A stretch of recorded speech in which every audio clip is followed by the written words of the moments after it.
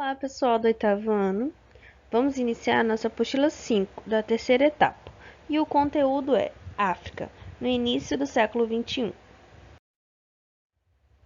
Aspectos políticos, corrupção e governos ditatoriais.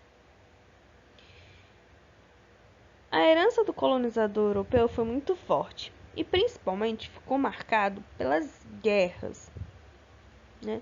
O principal reflexo político, dos colonizadores europeus na África foram as guerras. A ausência de democracia, as fraudes nas eleições governamentais e as práticas de corrupção ocorrem em muitos estados africanos.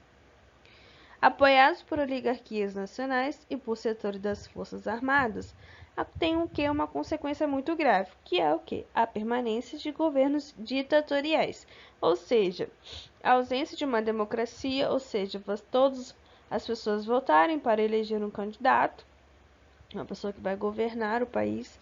Então você não tem isso em grande parte dos países da África.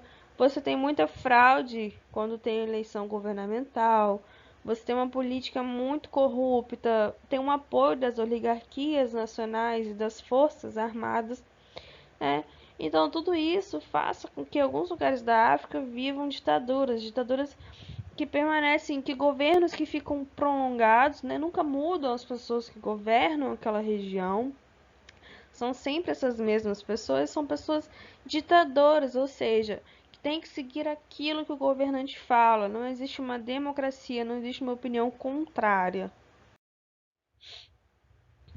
As guerras civis. O fim das guerras da independência não representou o fim dos conflitos armados na África até hoje, né? Como eu disse anteriormente, que as guerras, elas são uma grande herança, né, da colonização europeia. Mesmo com a independência, essas guerras elas não ficaram, elas não cessaram, as guerras ainda continuam até hoje. E a causa desses conflitos, a causa de algumas guerras civis, são várias causas, né? E algumas dessas causas são a rivalidade interétnicas, né? A rivalidade entre várias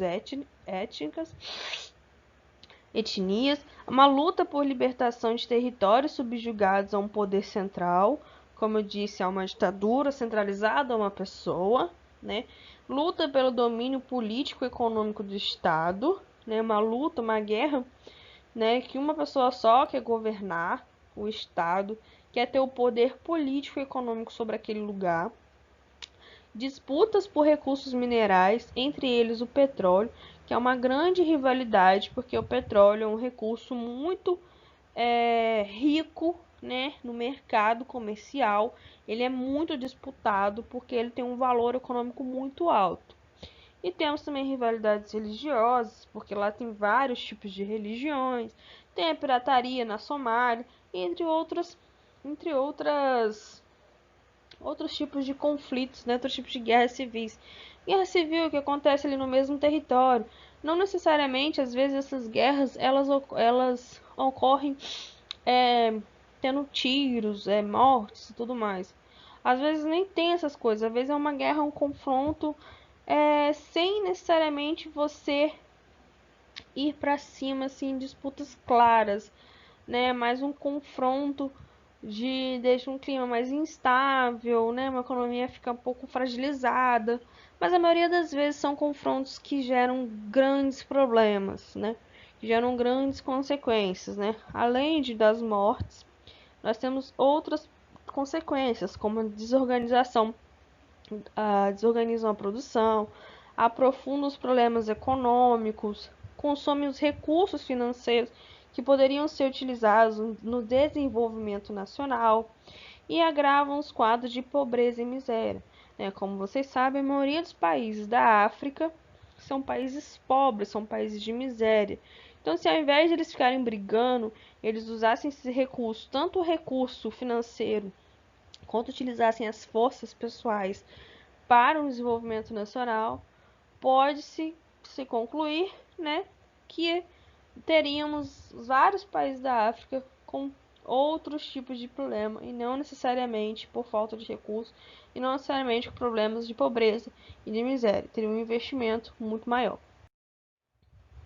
Vamos ver um pouco sobre os aspectos sociais ali de alguns países da África, né? Que a maioria tem uns aspectos bem parecidos. Temos os problemas de epidemia. As epidemias e doenças são os resultados da pobreza em que vive grande parcela da população africana. Algumas epidemias são um problema muito grande para a região da África como um todo são as epidemias da AIDS, da malária, a tuberculose, o ebola e o HIV.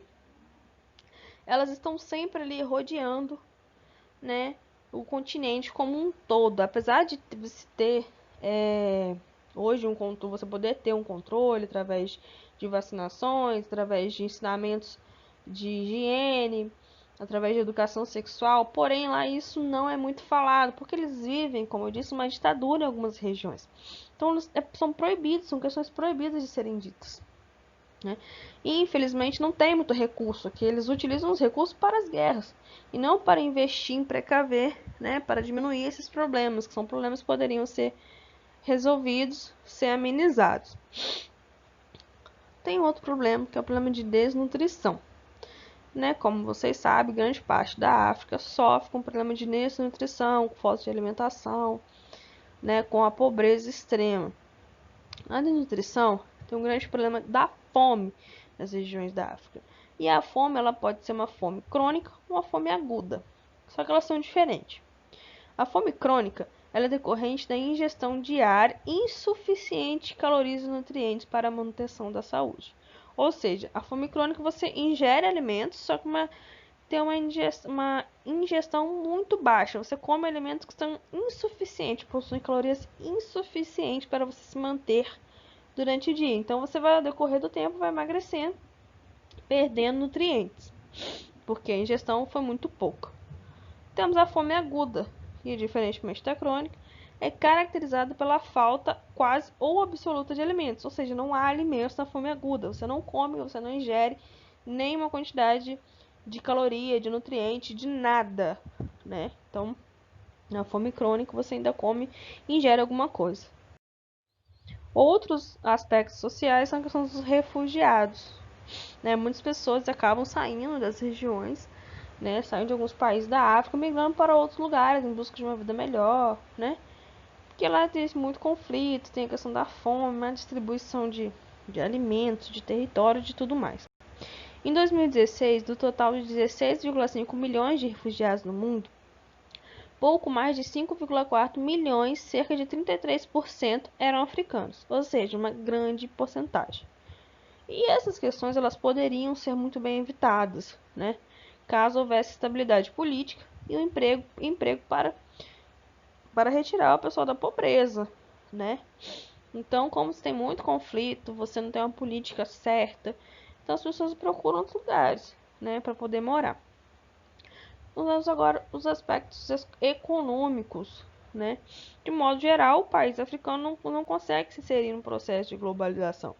E uma dessas causas é a posição dos países africanos na economia global, é a carência da energia elétrica. Em muitos lugares não se tem energia elétrica e de uma infraestrutura de transporte e comunicação que limita os investimentos na produção. Ou seja, além deles sofrerem guerras, sofrerem falta de comida, você ainda não tem falta de energia elétrica, falta de transporte, tem uma comunicação muito precária, né? Muito complicado, não tem um investimento, não tem ações governamentais de fato nas regiões. O produto interno bruto.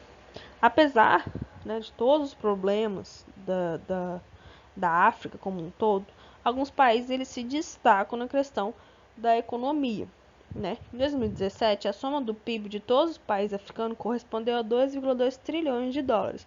Ou seja, foi uma economia muito forte, né, em 2017.